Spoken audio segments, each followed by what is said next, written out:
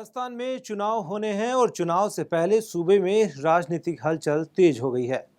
BJP के राष्ट्रीय अध्यक्ष जेपी नड्डा और गृह मंत्री अमित शाह 2 दिनों तक जयपुर दौरे पर रहे।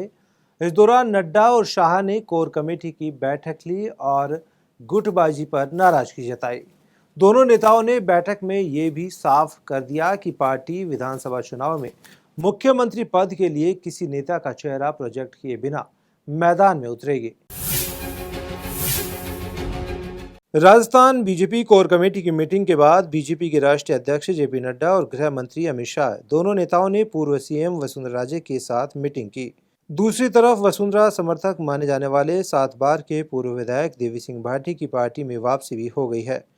वे वही नेता है जिनको लेकर कहा जा रहा था कि बीजेपी में वापसी के लिए वसुंधरा के चेहरे पर चुनाव लड़ने का ऐलान किए जाने की शर्त आलाकमान के सामने रखी है।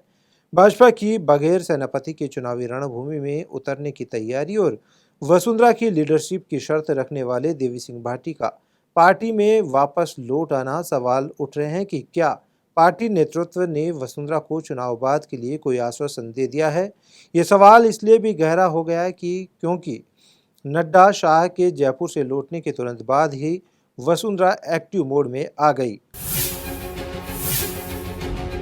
एक चेहरा लेके सामने आएंगे तो वो तो मुझे भी नहीं लगता कि हाँ एक वसुंधरा जी तो एक नीतिगत कोई बात जब तय होगी है, पर ये जरूर है कि उनको पूरा मान सम्मान, उनको वेटेज दिया जाएगा और जहाँ भी टिकटों का वितरण होगा और उनके समर्थकों की बात होगी तो वो भी मुझे लगता है कि मानी जाएगी। मुझे ये लगता है कि भाई हाँ, अब वसुंधरा जी को कहीं भी इन्वॉल्व नहीं रखेंगे, उनका कोई योगदान नहीं रहेगा, तब तो निश्चित तौर पर मैं उस ओर जाता।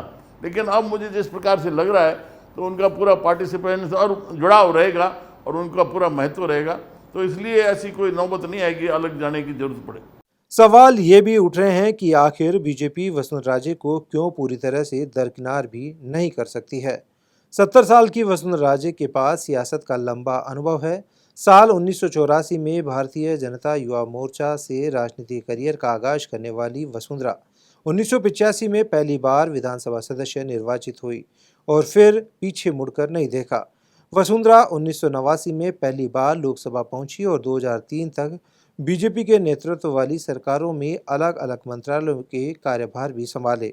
साल 2003 के विधानसभा चुनाव से वसुंधरा राजस्थान की राजनीति में लौट आई और पिछले 20 साल से सूबे की सियासत में ही सक्रिय है।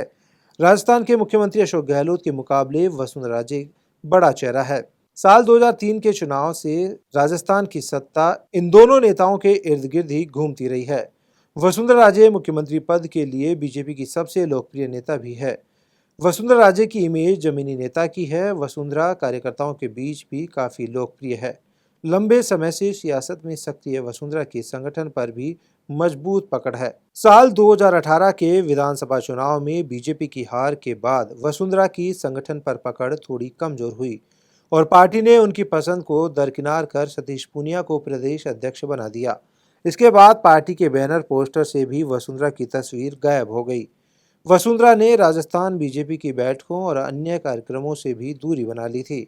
चुनावी साल में बीजेपी ने पूनिया को हटाकर सीपी जोशी को प्रदेश अध्यक्ष बनाया तो इसे राज्य की नाराजगी दूर करने की कोशिश के रूप में देखा गया। हाल ही में संपन्न हुई परिवर्तन यात्रा से वसुंधरा ने दूरी बना ली थी।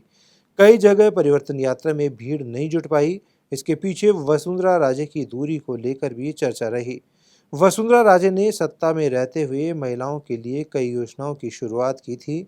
वसुंधरा राजे झालरापाटन सीट से लगातार जीतती आ रही है। वसुंधरा राजे 200 सीटों वाली राजस्थान विधानसभा की 60 सीटों पर सीधा इम्पैक्ट रखती है और ये भी एक बड़ा कारण था कि पार्टी 2018 में खराब हालात के बीच भी 70 से अधिक सीटें जीतने में सफल रही।